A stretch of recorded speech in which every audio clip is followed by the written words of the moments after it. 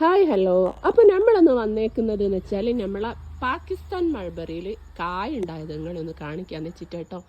അപ്പോൾ ഇത് കണ്ടങ്ങൾ നമ്മളെ പാകിസ്ഥാൻ മൾബറിയാണത്. പാകിസ്ഥാൻ മൾബറി വാങ്ങി വെക്കണോ വെക്കണ്ടേ എന്നുള്ളത് ഇത് കണ്ടിട്ട് നിങ്ങൾ തീരുമാനിച്ചോളൂ. ഇതിലുള്ളൊരു കായ നിങ്ങൾ നോക്കിയേ. ഇതിൽ കായ് ഇപ്പം ഉണ്ടാവാൻ തുടങ്ങിയിട്ടിപ്പോൾ 2-3 തവണ ഉണ്ടായിട്ടോ.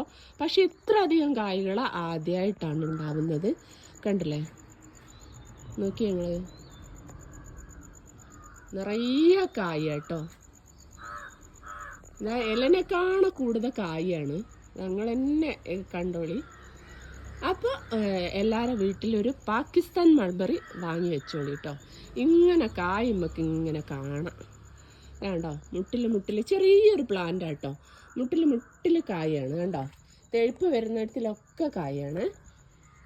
കണ്ടില്ലേ.